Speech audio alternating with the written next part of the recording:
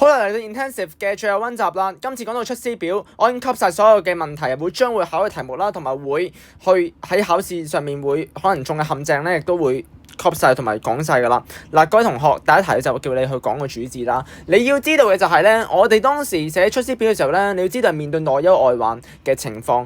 我哋從內憂外患嘅方面去入手咧，首先我哋要知道點解要寫出師表先。首先當時你知唔知道咧？當時咧就蜀國咧就大敗吳軍啦，咁所以大敗吳國嘅時候咧，佢就要去出兵去北伐曹魏啦。咁所以第一個原因就係因為去出兵北伐曹魏。咁當時你要面對個外憂內患啊嘛，個外就係咁樣，就係出現呢個問題，就係咧當時咧因為嗰個先帝已經係死咗，而當時蜀國已經係面臨一個全亡嘅狀態啊嘛，所以呢個咪就係第一段我哋所講嘅先帝佢中道崩殂咯。你記唔記得咧？第一段佢話今天下三分，益州疲敝，此誠全亡之秋也。即係咩意思啊？即係今日咧下三分，個益州就下三分，所以益州就疲敝啦。今天呢個三國下三分，我哋要知道入邊有三國係邊個啊？第一個就係蜀同埋魏同埋吳啊嘛，你知唔知道啊？咁而家咧，你知唔知道咧？蜀咧嗰個國力係最細嘅，因為蜀大敗吳軍而。你要知道魏咧，即係曹操咧個國力係最強，所以咧你要知道佢係面臨一個好大嘅危機嘅。回憶翻我哋所講嘅，你要知道個敘事係點樣首先，所以個外就係首先要北伐去北伐曹魏。咁當中咧就係臨死之前咧就向後主劉禪去講嘅一番説話嚟嘅，所以呢個係一個表嚟嘅，係向劉禪嘅一番説話嘅。放心，我個答案喺呢一頁㗎啦，我陣間會揭個答案俾你睇嘅，唔緊要。未抄晒同學唔緊要。咁咧呢個係就係俾劉禪嘅一個表彰嚟嘅。咁點解要俾劉禪咧？各位同學，我咧想同你講咧，你要知道內憂外患啊嘛。內就係啦，劉禪係一個廢柴，佢唔識治理國家，佢係一個昏庸嘅君主。對比佢父親，即係佢伯爺阿先帝咧，就兩個天差地異嚟嘅。咁而劉禪你要知道當時咧係非常之昏庸啦，非常之昏庸啦，昏君嚟啦。佢做咩事啊？佢親近宦官啊。所以咧，你要知道個前因先有後果嘅。前因就因為佢昏庸，又中意親近宦官，又唔聽人講嘢，就亂咁去引而失義啊嘛，即係亂講嘢啦。即係簡單嚟講，就係亂噏啦。我唔講個粗口啦，就係亂噏啦。咁所以咧，呢個表咧就係以一個父子嘅身份，循循善誘咁樣去教導佢，希望佢能夠可以廣開言路，同埋接納雅言咯。唔緊要啊，有得抄噶。同埋咧，要懲罰一啲嘅唔好嘅小人啦，但同時應該要去獎勵一啲有功德嘅臣子啦。所以就即罰莊鄙，亦都係親言遠儀啦。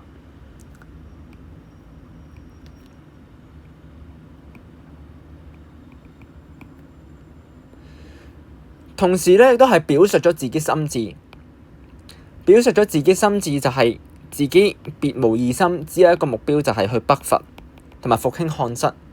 你要知道咧，復興漢室唔係諸葛亮一個人可以做到嘅事嚟嘅，因為最大嘅話事權咧，其實係喺劉備，係喺阿劉禪嗰度嘅。因為而家劉備死咗啊嘛，劉禪就係個君主。如果個君主佢都唔去聽話嘅時候咧，同埋佢都唔識去管理政事嘅話咧，個國家咧係100%會滅亡。所以咧，你要知道當時劉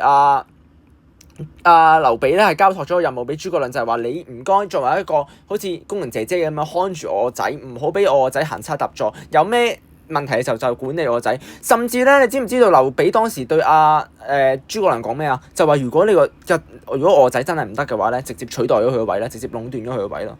所以你知道其實係好矛盾嘅，因為咧。其實你諗下，當時劉禪收到呢份出師表嗰個心情係點？佢咧要知道，其實佢本身已經知道，其實掌權嗰個咧可能唔係只係佢一個，或者可能諸葛亮係有份去牽涉個權政嘅。所以咧，其實佢係當中係有好多懷疑啦。你知唔知道？你代入下佢嘅心境，當時咧劉禪係相當懷疑，因為佢唔知你會唔會奪佢權啊嘛。所以咧，所以阿諸葛亮先以一個父子嘅身份去同佢講嘢，亦都係以一個臣子嘅勸諫同佢講嘢，表示尊重。此其一，此其二就係咧，你知唔知道啊？劉禪咧，佢係一個非常之寵信宦官同埋一個好隱於失義嘅人啊嘛，所以諸葛亮咧就同佢講，其實我別無二心㗎，一心都係為咗去北伐嘅啫。至於點解我要北伐，因為我要報答翻你父親嘅遺願，我係為你父親做嘢嘅，我係交代俾你父親嘅，我嘅目的咧係只係交託俾你父親。OK， 我做所有一切咧都係為咗報答先帝佢嘅遺詔嘅啫。OK， 而因為先帝點解要咁去報答佢咧？因為先帝對佢嘅恩情好多，所以呢個係知遇之恩。此之其一，此之其二就係先帝咧，佢俾咗好多 priority 佢亦都俾咗好多特殊待遇佢啦。例如俾佢一個好高官嘅高官厚職啦。但係當然你要知道，我一陣間再會講到㗎啦，就係其實佢嗰個淡泊名利嘅人嚟嘅。其實諸葛亮因為咧佢3次草廬咧先肯答應去同佢一齊參與政事。OK。答案喺度，自己慢慢睇啦。嗱，答案咧就咁講嘅，佢就話咧，佢就同我寫嘅一樣嘅咋，中意親近宦官啦，講開元路，中意去聽，要接納一啲雅言，接納一啲善良嘅言語，包括係建設性嘅言語，唔係講一啲阿諛奉承，唔係話你好靚仔嗰啲言語，亦都係積罰贓庇，就係懲罰壞嘅臣子同埋獎勵好嘅臣子，對佢有建設性嘅臣子，亦都係親言遠義，同埋去承繼先帝嘅遺詔啊！你明唔明啊？就係所以呢個就係第六段。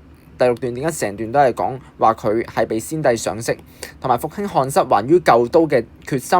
而諸葛亮咧喺表中亦都係講向後主推薦一啲嘅賢臣良將，提供佢使用嘅。即係你明唔明啊？即係而家佢係俾一個 offer 佢，各位同學，佢俾咗一個 offer 佢，俾咗一個 suggestion 佢。佢咧有一次建議書啊，知其一，因為點解要建議人哋？因為有啲出現咗啲問題，而出師表個表就係一個中間嚟嘅，係一個建議書嚟嘅。佢俾一啲好建設性嘅言論，例如就係叫佢喺態度行事上面咧，應該要去聽一啲雅言啦，同埋去積罰贓庇。此之其二就係去遠離啲小人，親近啲賢臣。咁同時間亦都係俾咗啲好具體嘅人物俾佢運用啦，例如個游資啊、秘諱啊、董允啊嗰啲係善行一啲嘅政事嘅，而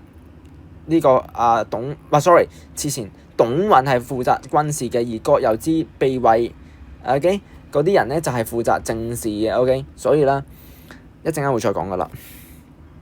北伐前夕，劉備死咗之後咧，咁蜀漢嘅情形點？我希望各位同學一定要去了解呢一點，因為你要知道嘅就係咧，你唔了解呢一點，你唔會明白成個文章嘅脈絡，每一句嘅意思點解。一陣間你會好清楚我想講咁樣嘅。不如咁啦，我寫幾個方向俾你。首先地理因素，第二就係政治因素或者戰爭因素，第三個就係人力因素。我用呢3樣方法去俾你諗，你試下 brainstorm 下有咩問題。當時咧，劉備死咗之後，即係而家係講緊內喎，呢個係一個內部嘅問題。一個公司個 CEO 死咗，咁導致到公司有咩問題？當然係人力缺乏啦，當然就係立亂啦。入面對外有咩問題咧？你要知道咧，其實我哋咧要分開內外咁諗㗎。你知唔知道嗰陣時咧，喺公元嘅222年，公元嘅222年咧，我希望各位同學係背到滾瓜爛熟嘅呢啲歷史事件，你係冇可能唔知道㗎。我想同你講嘅就係呢啲歷史事件咧，係完全牽涉到我哋背文章一啲嘅，我哋點解我哋文章係點樣背咧？係靠個歷史事件。你要知道嘅就係首先第一樣嘢，當時咧其實喺公元207年咧，阿劉備啊，不如咁寫啦，阿備啦，我簡寫啦。207年咧，阿備就三顧草廬 ，OK。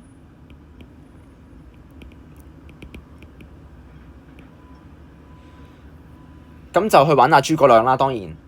咁跟住之後咧，就發生一件事情咧，就係咧，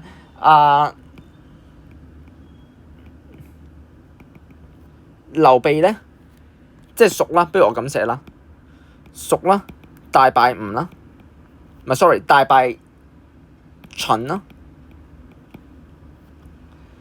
咁跟住之後發生件歷史事件，嗱呢個就係2008年啦吓。咁跟住之後發生件事件咧，就係夷陵之戰啊。當時夷陵之戰咧就係蜀大敗吳國。咁因為當時咧要知道有三個國家，個三個國家就係魏、蜀、吳啊嘛。OK， 所以咧魏就係代表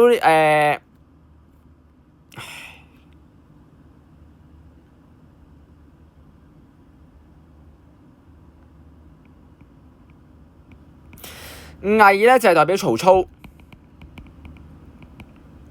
而蜀咧就係代表劉禪，即係劉備啦。而吳咧就係代表孫權。嗱，你要知道咧個歷史背景就係咁，而去到夷陵之戰，即係喺公元222年咧，咁蜀國就大敗吳軍，即係咩意思啊？即係蜀國打輸咗俾吳軍啊！咁呢件事係好大件事嚟嘅喎，因為魏國係最強啊嘛，而吳國已經變咗第二強啦喎，蜀國係包尾冧尾嘅咯喎，已經係跑輸仗嘅咯喎，OK， 跑輸咗嘅咯喎，蜀國因為已經大敗咗，所以咧其實係面對內憂外患，個外患就係咁嚟。而我哋所講嘅今天下三分，益州疲敝，此盛危急存亡之秋也咧。其實呢個意思係講緊當時下三分就係魏蜀吳，而益州就疲敝，呢個係一個好緊要嘅關頭嚟嘅。所以咧，各位同學你要知道啦，當時喺蜀漢入面咧，三國之中咧人口係最少嘅，蜀國人口係最少嘅。OK。咁而領土亦都係最狹窄嘅，實力係最弱嘅，所以咧呢個就係地理嘅因素啦。因為人手係最少，人口係最少，領土又少，人又少，地又少，點夠人打啊？所以一定係打輸仗啊！各位同學，咁國力當然就係弱啦。我呢度就 point form 嘅啫。咁此之其二啦，就係講緊當時劉備佢出征打吳嘅時候咧就失敗咗，咁導致國力削弱啦。此之其三就係咧劉備當時咧創立嘅事業咧就中途去世。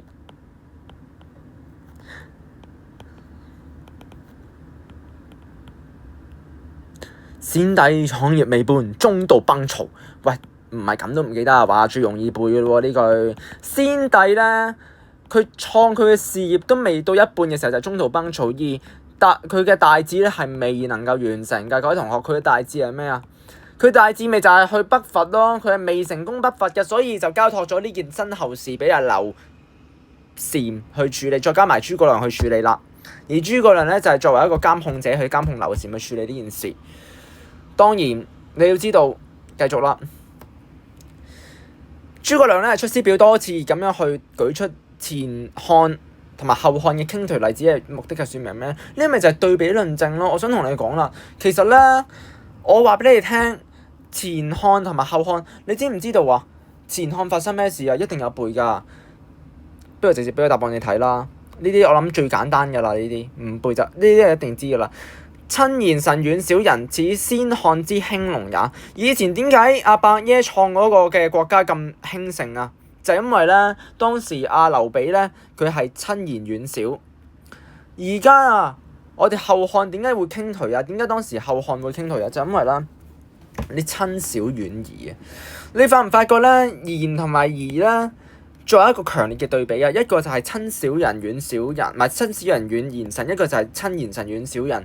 Exactly 就係對比咗，而對比咗嘅時候個後果咧就係會興隆啊，另一個後果就係會傾頹啦。下次我唔出條長題目俾你，我咪出個表俾你咯，我就咪同你講話運用咗對比嘅論證，咁咪叫你填咗下表佢啦。一個就係首先就係後漢 vs 呢個先漢啦，咁就要寫出啦。你如果親賢遠夷個後果係點？而親夷遠夷嘅話咧，個後果會點？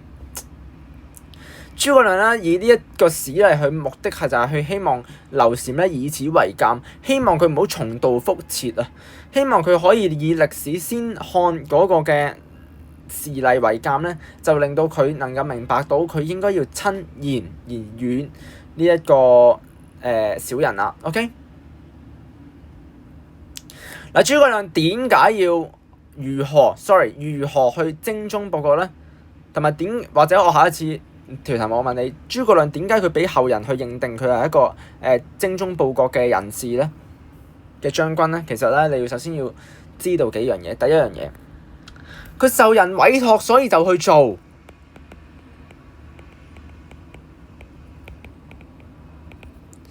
首先咧，佢感激先帝嘅知遇之恩。其實你知唔知道佢本身係冇諗過去做㗎？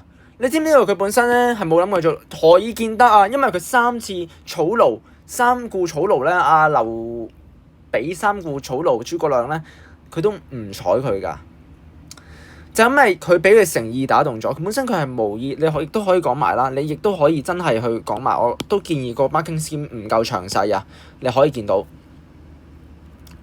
本身阿亮咧係無意去出征㗎。佢無意去參與政事㗎，但係因為受到劉備咧，我寫備啦，劉備嗰個嘅誠意打動，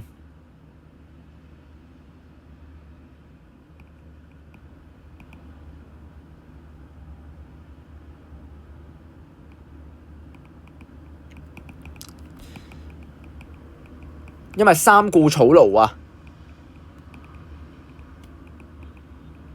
咁先去做㗎咋，即係證明咗佢淡泊名利咯。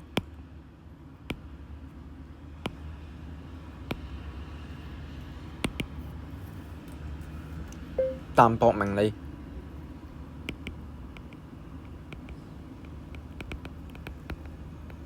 即係證明咧，諸葛亮咧係淡泊名利啦。佢唔係為咗名同埋利，唔係為咗出名同埋權力而去參與呢個政事㗎。佢係為咗啲乜嘢啊？佢係為咗因為感謝誠意嘅咋。呢樣嘢係只係誠意，呢個人情嚟，還翻人情俾佢，明唔明白啊？好啦，呢個咧就係當時感激先帝嘅知遇之恩啦。此其一，佢為咗感激先帝咁賞識佢，所以佢就答應去做呢樣事情啦。自受命以嚟咧，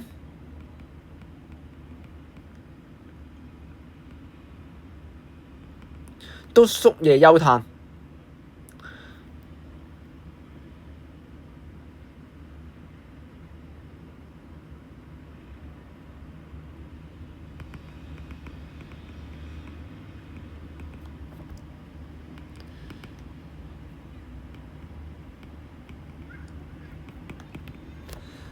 即係由朝頭早擔心到夜晚啦，所以就係日與夜都擔心啦。而佢咧亦都係當先帝臨崩嘅時候，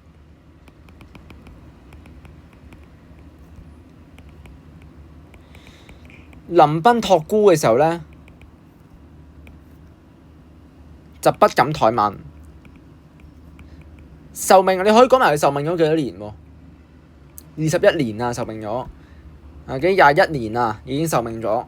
咁所以咧，已經係代表咗佢係一個好非常之精忠報國嘅一個人咧，亦都係非常之係盡忠職守嘅一個人啊。OK，佢又深入不毛。OK，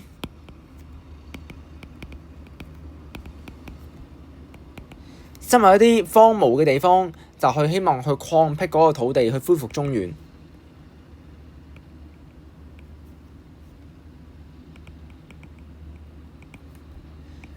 希望能夠可以去復興漢室，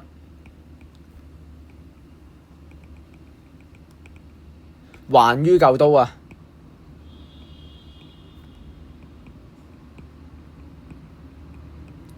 嘅一個嘅遺址。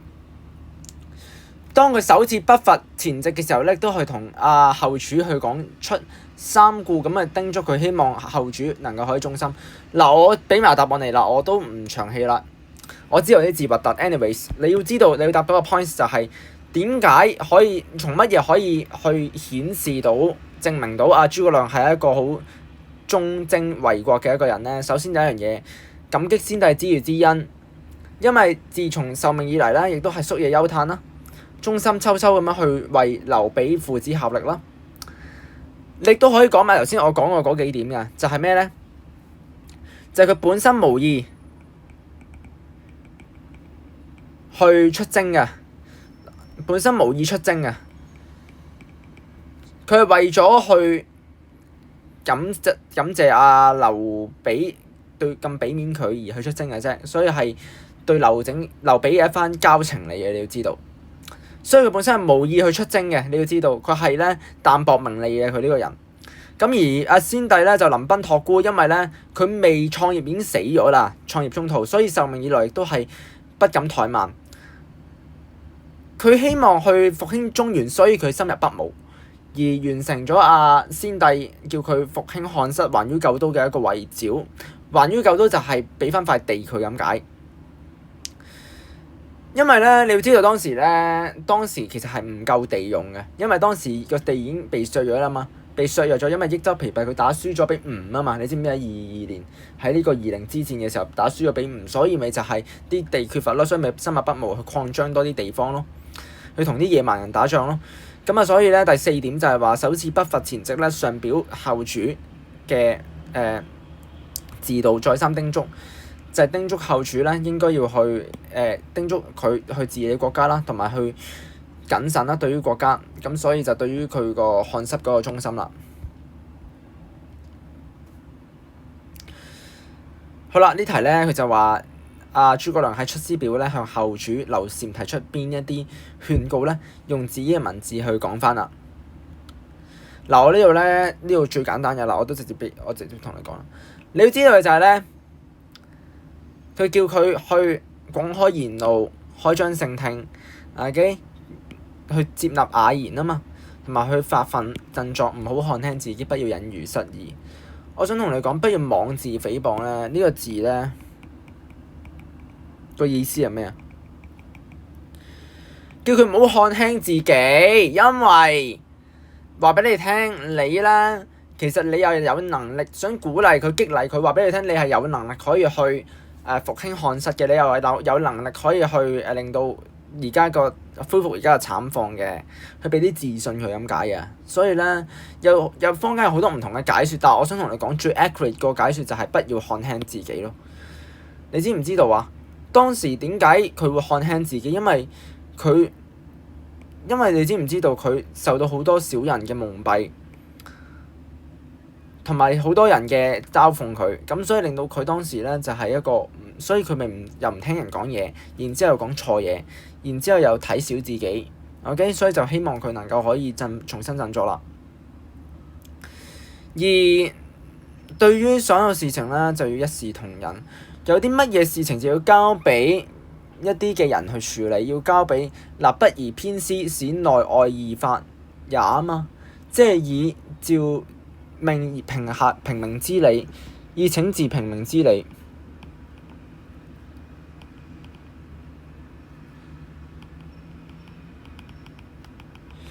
希望佢咧公平公正，有啲咩作奸啊、犯科啊，就要交俾一啲熟悉嘅官員去處理，要交俾一啲專業嘅陪審團去處理，就唔係靠佢自己去處理。所以咧，呢啲請背啦，就係話咧，所有嘅嘢咧都要交俾一啲專業嘅人士處理，而唔係你自己話點就點。而即罰臧否就係懲罰一啲嘅好嘅臣子，唔係懲罰壞嘅臣子，同埋獎勵一啲好嘅臣子啦。亦都係講咗應該要去公平公正嘅，同時都係謹記先帝嘅遺詔，因為親小人遠小人，以兩漢嘅盛衰為鑑。我哋用兩漢作為一個位置，就以史為鑑，就係希望咧唔好去親近小人，同埋去唔好去同啲小人有一啲交往啦。希望佢能夠親賢臣，將宮中嘅事交託俾郭由之、秘諱嗰啲人啦，而營中嘅事就交俾向寵。至於佢哋嘅性格咧，就要大家記住啦。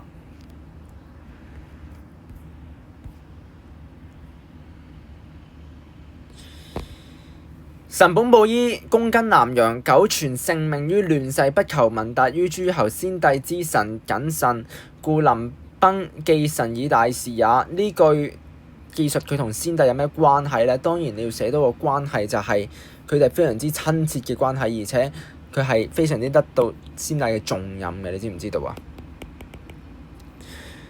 呢樣嘢咧係表明咗咧，作者咧。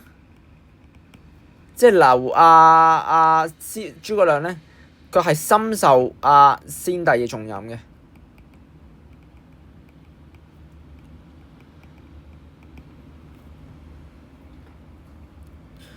臣本布衣，我想同你講咧，佢本身係一個耕田嘅人嚟嘅，而佢躬耕於南陽，即係好謙卑咁樣去自稱自己咧係只係喺南陽嗰度做一個耕作為生嘅啫。但係咧，佢苟存性命於亂世，佢能夠可以生存喺呢一個即係僅存亂世嘅時候咧，佢係本身唔求聞達於諸侯嘅。呢個係 imply 緊啲乜嘢啊？各位同學，佢唔希望喺諸侯之間咧會談話去談論到佢啊！佢唔希望佢嘅名係出咗名，佢唔希望出名啊！佢唔希望佢喺諸侯之間咧會談及諸葛亮係一個好出色嘅軍事嘅人物，即係佢唔希望牽涉喺政事嗰度咯。咁即係證明佢唔想本身無意去從政嘅，但係得到諸葛亮嘅3次嘅拜訪之後咧，佢先僅答應咗諸葛亮去出征嘅啫。所以表達咗佢係深受先帝嘅重任，此其一。因為先帝拜訪咗佢3次，即係證明先帝非常之重視佢啦，亦都唔想失去佢啦。希望佢能夠去參與政事，可以為國去效力啦。因為先帝知道諸葛亮係一個非常之出色嘅君主，只不過佢係一個好低調，而且佢係一個唔中意出名嘅一個人，所以佢先冇參與政事嘅啫。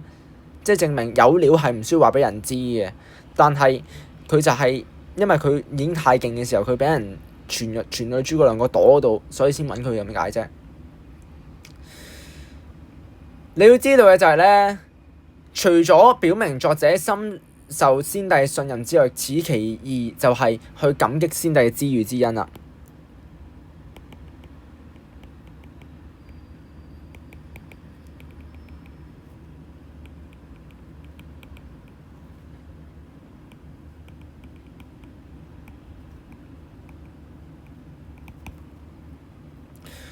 如果你廢就冇人揾你啦，就因為你有用，你係一個出色嘅軍事，所以咧先帝先想去揾你。而當時後主唔係 sorry 諸葛亮咧，其實佢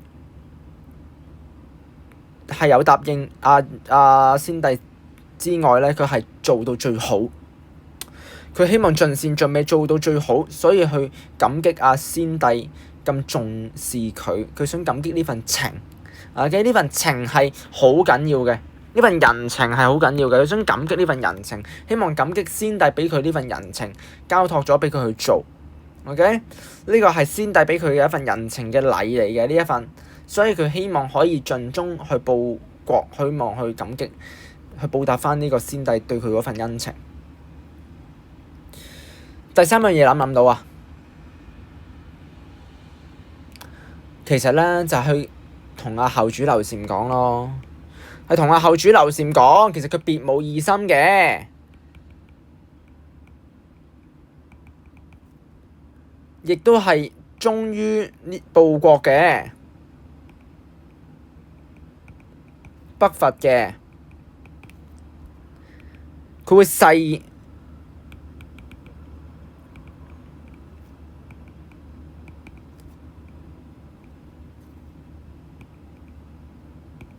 佢會誓忠於後主劉禪，因為你知道嘛？佢寫呢啲嘢就同佢講，其實我係好尊敬你嘅。當時咧運用咗君臣語錄，就係話同佢講用君臣語錄，就係希望諸葛亮明白，其實佢唔係 sorry 黐線，希望後主明白佢做所有一番心意咧，都係除咗報答你伯爺之外，都係希望佢話俾你聽，我係對你非常之忠誠嘅。因為我希望你能夠跟從我嘅意願去令我國家進步。點解諸葛亮要勸後主宮中之事事無大小，想問過咪就知啊？喂，呢啲背書咧，我唔同你搞啦，你自己睇啦呢啲。此其一就係咧，郭劉之、秘緯同埋董允呢啲都係良實之人，志慮忠純，即係咧佢哋都好純正嘅。佢哋咩意思啊？咩叫志慮忠純啊？即係唔會蠱惑咯，唔會出蠱惑咯，唔會講一啲唔啱聽嘅説話咯，唔會喺度講大話咯，係嘛？唔講大話就係志慮忠純嘅意思啦，即係佢個思慮嘅忠純係忠心嘅個人。OK， 有咩事就請徵求佢哋嘅意見啦。至於向寵咧，就係一個非常之善良嘅人士嚟嘅，佢亦都係暢通軍事啦。如果揾到佢嘅時候咧，就要講啦個目的啊，呢個係個特徵。呢個人有咩特徵啊？就係佢係暢通軍事。同埋佢性行淑均，佢嘅目的係乜嘢啊？揾呢個人嘅目的係咩啊？就係去令到軍事和諧咯，優劣得所咯。咩叫做優劣得所啊？就係好嘅可以發揮得最好，差嘅唔緊要，可以幫你去釐清翻同埋去減輕咗你嘅壓力。希望差嘅都可以有所提升。咁而你要知道嘅就係，郭劉之、秘緯、董允咧，徵求佢哋嘅意見咧，佢哋呢個亦都係佢嘅特徵啦。而運用呢啲人嘅目的咧，就可以去彌補缺漏，有所廣益啦，可以彌補軍事入面嘅缺陷。各位同學，我強調多次，係彌補乜嘢缺陷啊？係軍事嘅缺陷啊 ！Past paper 考過㗎啦，唔係黐線，我講錯嘢，我講錯嘢，正視嘅缺陷啊，正視嘅缺陷啊 ，OK， 正視嘅缺陷啊，講多次，正視嘅缺陷。你要知道嘅就係咧，呢啲人咧都係精通一啲嘅朝廷嘅嘢嚟嘅，而向寵呢個人就係負責呢個軍營中嘅嘢嚟嘅，所以咧係彌補正視嘅缺陷。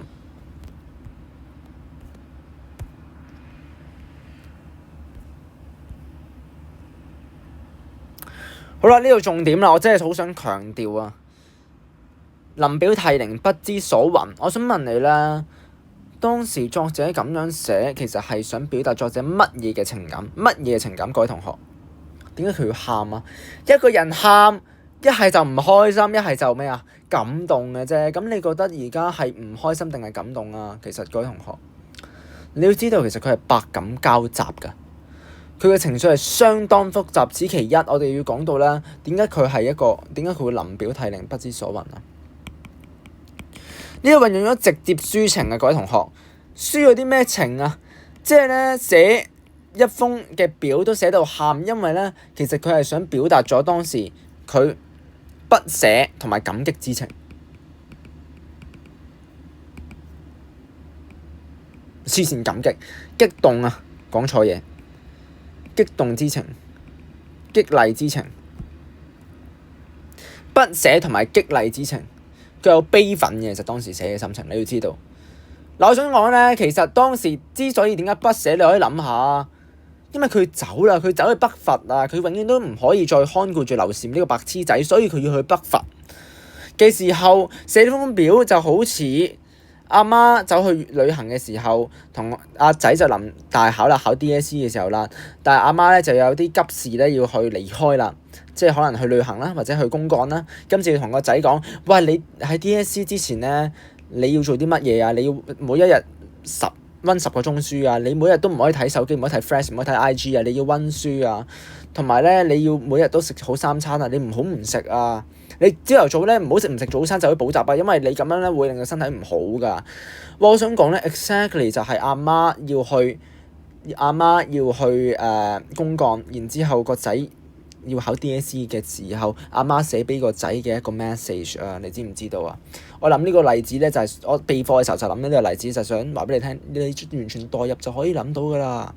咁我想問啦，阿媽要去公幹嘅時候寫俾個仔，個仔要考 DSE 嘅時候，阿媽有咩心情啊？嗰陣時你知唔知啊？首先咪不捨啦，不捨個仔，永遠都可能一年之後先見到個仔啦，個仔考完 DSE 先見到佢啦，我都唔知道佢考成點㗎，會唔會異咗咧？有冇一科 touch wood 有冇即係中文英文會唔會移咗咧？喂，其實咧當時阿媽咧佢係好咩啊擔心個仔啊，佢擔心個仔會唔會每日睇 Flash 啊，每日睇 IG 唔做嘢咧，係咪啊？每日喺度睇呢啲睇咗成幾個鐘，跟住個 attention span 又少咗啦。我想問你咧，當時我阿媽咪就係咁嘅心情咯。此其二就係當時阿媽就係不捨，因為佢一年都見唔到個仔啦，同埋好憂嘆個仔咧會唔會每日睇 Flash 睇到沉迷晒，跟住又唔食嘢啊，跟住又剩啊咁樣。所以咧呢個 exactly 就係一個非常之好嘅例子去證明。我話俾你聽，我用呢個方法你就明點解當時佢嘅心情 exactly 就係不捨同埋激勵。而當時阿媽咧就寫咗同個仔講考 DSE 之前要公幹嘅時候，佢寫咗個仔咩啊？就係話唔好放棄啊，每一科都唔好放棄啊。中文至少有3就先入到大學㗎，英文至少有3先入到大學㗎，數學至少有2，3、3、2、2啊嘛，先入到大學㗎，明唔明啊？當時啦，你諗唔諗到當時阿諸葛亮點解要咁樣寫俾佢啊？就係因為咧，佢創立咗呢個政權係嗱，我直接俾個答案你啦，我唔寫啦。當時啦，點解林表涕零不知所云咧？我覺得呢個係大熱嚟嘅，而且係好多機會時會考嘅。就因為當時咧，諸葛亮咁寫，因為咧佢説明咗佢輔助咗劉備。佢同劉備有恩情，佢同佢伯爺有恩情，建立咗蜀漢嘅政權咁辛苦，先建立咗如此咁穩重嘅地位嘅時候，佢經歷千辛萬苦，希望後主能夠珍惜到先帝同埋啲舊臣所建立嘅基業。我點解講到咁激動啊？因為當時啦，其實係一早已經建立咗，即係一早已經砌好嘅版圖，一早已經砌咗個積木，而家交到去劉禪手上。佢唔想劉禪去打破呢個積木，佢唔想佢 break down 咗成個積木。佢呢個國家係一個積木嚟嘅，係從諸葛亮同埋劉備，再有好多其他唔同人啦，同埋啲群臣啦，同埋一啲嘅將士啦，好用心咁去拼一副嘅一個拼出嚟嘅一個積木嚟嘅，一個城堡嚟嘅。佢唔想交到去劉禪手上，個城堡會破啊！你明唔明啊？就正如佢個政權咁穩固嘅時候，佢唔希望劉禪因為一啲做錯少少事，因為聽咗少人嘅言論而引而失意，然之後又好昏庸，就沉迷一啲其他嘢，就令到佢個國力削弱。因為你知唔知道啊？當時啦係益州疲敝，天下下三分，係一個處於好存亡之秋也啦，明唔明啊？咁點解咧？一開始就劈頭講，OK？點解一開始就劈頭講話益州疲敝係存亡之秋也？係咩意思啊？就係想嚇窒佢咯，各位同學，想嚇窒佢啊！喺成績表上面一開始就寫咗你個 predicted grade 嘅意思係咩？咪就係想嚇窒你咯，想嚇你話你咁樣 grade 咧係入唔到大學㗎，明唔明啊？想嚇咗你先啊，之後先寫評語啊。就動之以情個評語就話咧，其實咧呢個同學咧就好乖嘅，只不過學習咧就應該更加專注啦咁樣。呢個評語係喺個成績表後頁寫㗎嘛，第一頁就寫咗你 predicted grade 就想嚇窒你啦，你明唔明啊？所以咧呢個 exactly 就係講緊當時點解劈頭就講天下三分，益州疲敝，成亡之秋也。跟住你記唔記得第一段咧之後講乜嘢啊？各位同學，第一段之後就係講佢咧話。雖然係面對內憂外患，但係咧仍然有好多忠志之士亡身於外者嘅，即係好多出色嘅將士咧，佢哋係會奮不顧身咁樣向呢一個外族去打仗嘅，亦都係為國去效力嘅。咁所以咧係同佢講，雖然而家有一啲問題係弊病，但係咧亦都存亡咗一啲嘅potential，我哋講嘅潛質。能夠可以令到呢個國家去進發嘅，所以咧佢係有權去俾個表格你去知道本身有啲咩問題，然之後發生啲咩事。本身有啲咩問題，但係有啲乜嘢好處咧？當時個利弊係咩咧？分析利弊。OK， 作者出師表前夕咧就不勝感嘆。點解啊？因為對北伐能唔能夠成功咧，沒有必勝嘅把握，對後主能唔能夠繼承父志咧表示擔憂。加上要離開自己苦心經營嘅地方咧，感到依依不捨。OK， 咁用心拼砌嘅一個積木咧，俾咗阿劉禪手上咧，唔知佢會唔會整散佢。當佢冇再去理個朝廷，當佢北伐嘅時候咧，佢唔知道阿劉禪能夠管理政事管理得正確。咁所以咧，你要知道當時咧，其實佢係擔心阿劉禪嘅掌控能力夠唔夠好，所以先俾咗咁多意見佢啫嘛。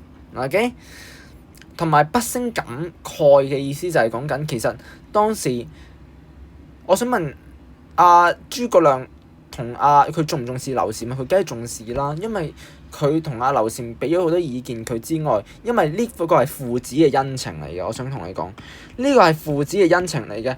劉禪個伯爺對阿諸葛亮有恩，所以阿諸葛亮先報答翻佢個仔。OK， 呢個係一個人情嚟嘅，正如佢俾咗人情佢要俾翻個人情佢，所以咧阿諸葛亮先咁擔心阿劉禪能夠好好治理國家。就例如個阿媽要去出 trip， 個阿媽要去公幹嘅時候，個仔要考 DSE 嘅時候，佢擔心個仔會唔會成日睇 Flash， 成日睇 IG， 搞到咧冇晒時間温書，最後咧就 DSE 失敗。所以佢就係擔心阿劉備咧，就係擔心諸葛亮就係擔心阿劉禪會唔會唔聽話，所以因為佢哋北伐啦，佢要出征啦，所以佢擔心阿劉禪會唔會聽唔聽話。OK， 所以就會流淚啦。所以當中咧係百感交集，就係包括咧不捨之情，此其一。第二就係呢個嘅感慨之情同埋悲憤啊，你可以寫悲憤。OK， 佢係非常之擔憂啊。嗱，我想補充翻少少嘅時代背景。就係當時咧，阿諸葛亮寫呢篇文章嘅時候咧，已經係49歲啦。而呢個時候係當時嘅古人嚟講係一個晚年嘅時候啦，即係差唔多死㗎啦。佢做埋北伐就死㗎啦，咁應該瓜咗㗎啦。咁我想問咧，其實咧當時佢寫呢篇嘢嘅時候就係同佢講話，其實佢係一個咩形象嗱？我咧想再喺呢度再喺度帶出一樣嘢，就係話其實你覺得阿劉備係咩形象啊？sorry， 黐線。阿諸葛亮係有咩形象啊？各位同學，盡忠職守啦。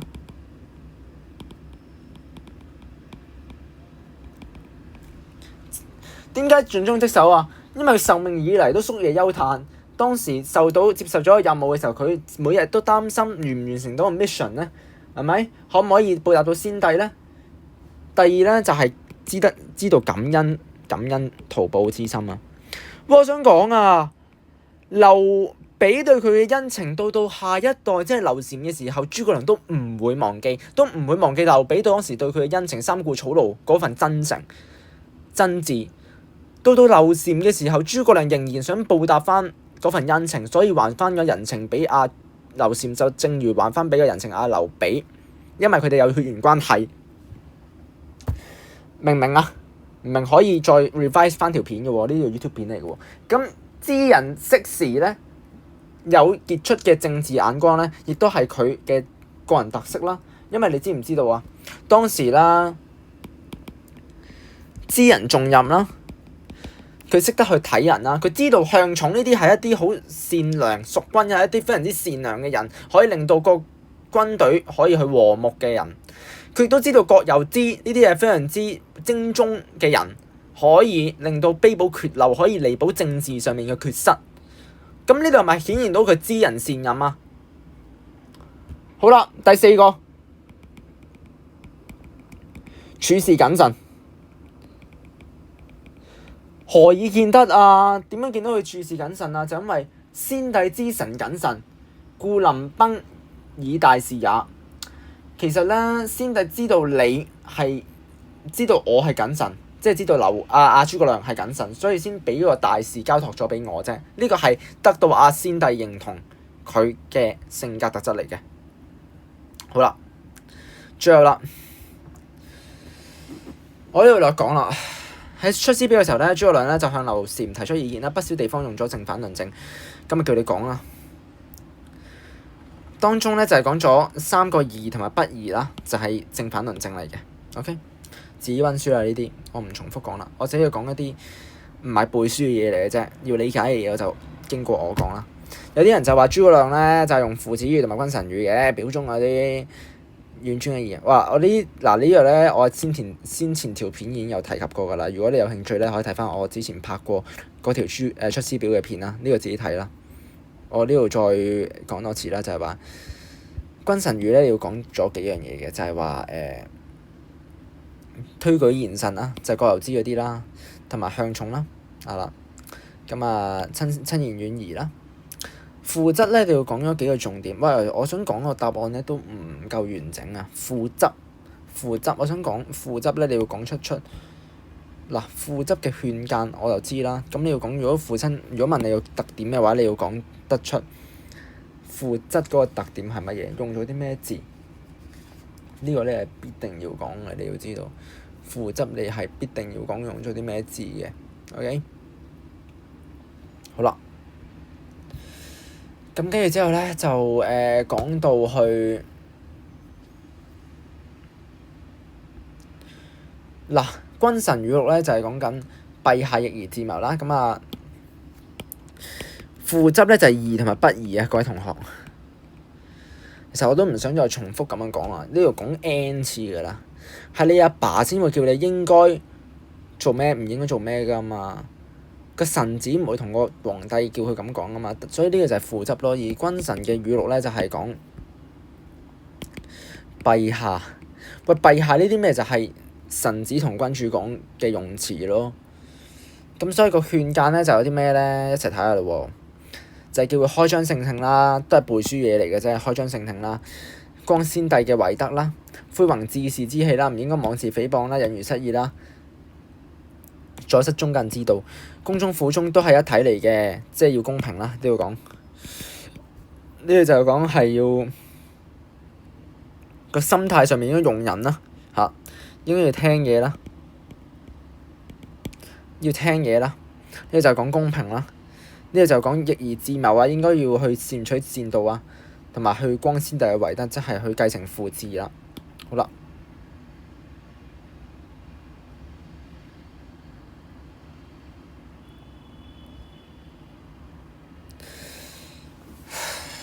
啦，諸葛亮咧13次提及先帝係咩用意咧？其實我睇咗上次條片都有講過啦。諸葛亮提及13次嘅用意，我呢度不如講少少啦。首先就係動之以情嘅，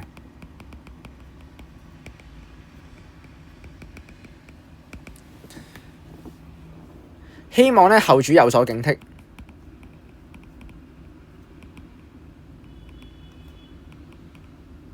勸勉佢啊，勉勵佢繼承父志，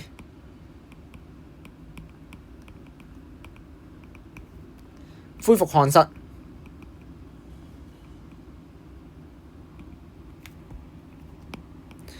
明白先帝創業艱難，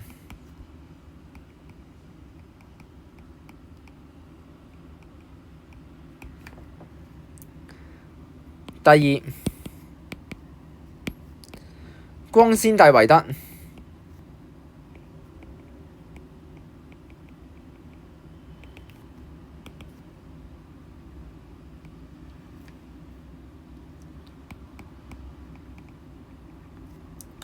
承傳先帝遺嘅良好嘅品格。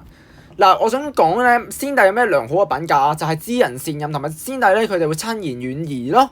呢啲咪就係良好嘅品格咯。先帝即係諸葛亮，唔係 sorry，劉備咧。先帝佢係一個非常之出色嘅君主咧，而佢係有良好嘅品格，因為佢會去知人善任，即係佢會去開張聖聽，同埋佢會去有一個良好嘅品格，先能夠可以令到佢繼承到佢個名氣嘅。OK， 答案，陛下應該逆而自謀，去聽從一啲善道，亦都係察納雅言啦，聽一啲有建設性嘅言論啦，去深度先帝嘅遺詔，去達成先帝嘅遺詔。希望後主認真咁樣遵從先帝嘅遺詔，明察雅言，同埋去處理國家大事，亦都唔好看輕自己，同埋以父子之名去警惕佢。OK， 你亦都可以寫埋，我覺得呢度漏咗一點啊，就用父親咧去告誡佢，以達父親個名，即係達阿老豆個名出嚟去告誡佢，話俾佢聽應該要點樣做，係以父之名，就係警惕佢啦。擺明就係，即係唔係我叫你咁做，係你老豆叫你咁做嘅，唔係我叫你去為呢個國家好嘅，係你老豆叫你咁做好嘅，即係好似保姆咁樣同你講話，你阿媽叫你飲奶，你就要飲，即係咁嘅意思咯，你明唔明啫？咁所以咧就係咁嘅意思，咁就係話達父親嘅名就係咁嘅意思啦。咁同埋光先帝嘅遺德啦，因為你係佢嘅仔嚟噶嘛，你承傳咗佢嘅血液同埋你係個血統，後人咧就係以你為榜樣噶啦，所以你應該要咧去你唔好整衰先帝個朵啊！如果唔係咧，啲後人咧就會去批評你，即係批評劉禪，話哇點解你生個仔出嚟咁奪嘅？就因為你做得唔好咯，咁就係唔想呢件事發生啊嘛，所以咪要光先帝遺德，就係希望承傳先帝個德行咯。而我想再強調多次啦，各位同學，真係我即係苦口婆心咁樣咧，再強調多次。我想問咧，不如咁講啦，我想問咧，呢個，我想問劉備咧，唔係黐線，我重新講一次，我想問後主劉禪佢嗰個性格特質係咩啊？我想問性格特質，擺明就係 negative 㗎啦，你要答。而個性格特質亦都講咗啦，喺篇文章就係昏君咯，所以就係昏庸無能咯。個性格特質呢個 extra 問題嚟嘅啫，唔關呢題事嘅。因為咧佢唔聽忠言勸諫，又引如失義啊嘛，跟住又獎罰不公。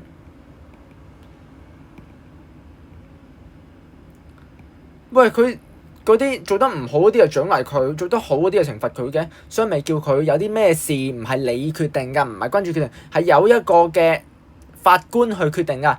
而我哋現代講嘅法官就係當時講嘅一啲嘅要交俾咩犯咩作私啊，有咩作私啊，有係啦，作奸犯科及為忠善者應該要宜父有司啊嘛。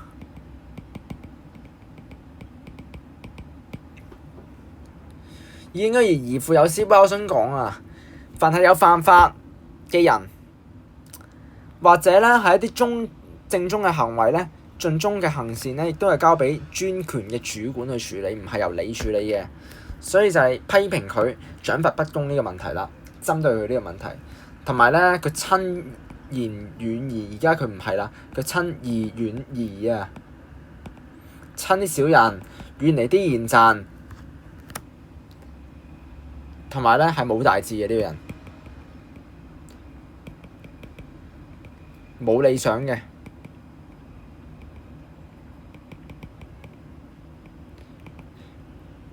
同埋冇信心咯，